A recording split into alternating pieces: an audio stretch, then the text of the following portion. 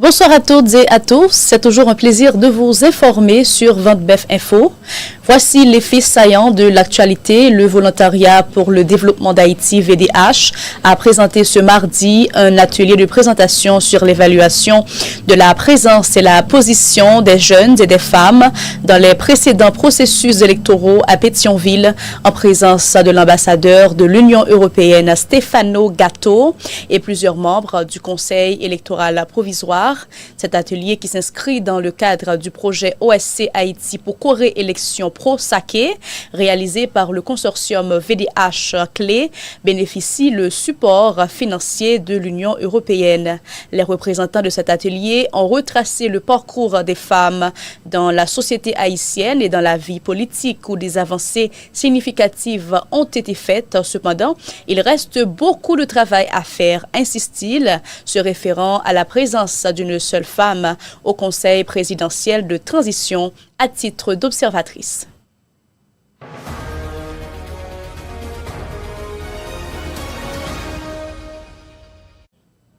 Le conseiller président Fritz Alphonse Jean a effectué une tournée stratégique dans les départements du Nord et du Nord-Est du 16 au 18 mars 2025. Cette mission visait à relancer les infrastructures, à soutenir l'investissement et à redynamiser l'économie locale. Lors de son passage dans le Nord, le conseiller président Fritz Alphonse Jean a rencontré des membres de la Chambre de commerce ainsi que des entrepreneurs de la diaspora.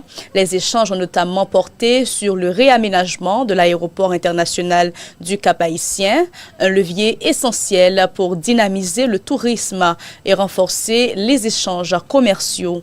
Les acteurs économiques locaux ont exprimé leur volonté de contribuer à la modernisation de cette infrastructure. Monsieur Jean a échangé avec un groupe d'entrepreneurs locaux et de la diaspora sur la mise en place d'une zone franche.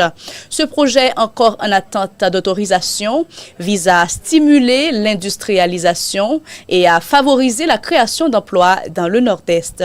Les entrepreneurs impliqués considèrent cette initiative comme un moyen efficace de renforcer l'économie locale. Ils espèrent que le gouvernement apportera son soutien pour faciliter la concrétisation de ce projet stratégique.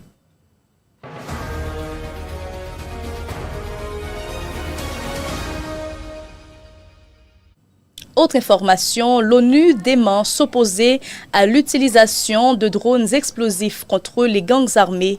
Maria Isabel Salvador, représentante spéciale du secrétaire général de l'ONU en Haïti, a récemment démenti les informations relayées sur certains médias selon lesquelles l'ONU aurait jugé illégale l'utilisation de drones explosifs contre les gangs armés.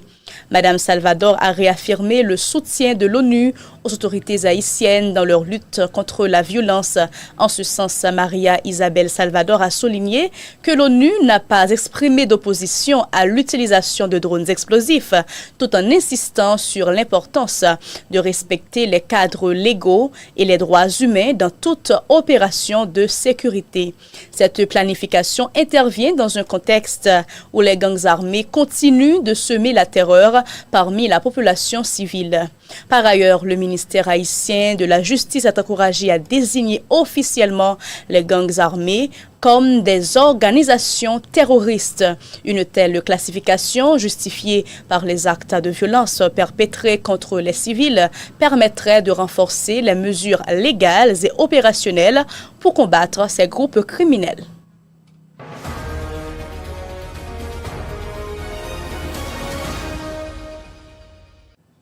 L'actualité internationale, Israël a indiqué que les frappes aériennes dans la bande de Gaza avaient été menées en totale coordination avec Washington.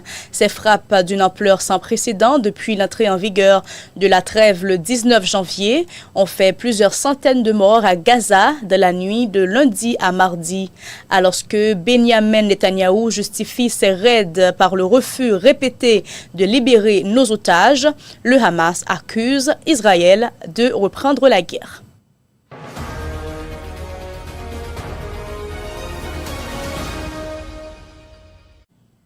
Le Soudan du Sud est au bord d'une rechute dans la guerre civile qui menace de détruire des années d'efforts de paix. C'est alarmé mardi le chef de la mission des Nations Unies dans le pays, MINUS, Nicolas Haysom.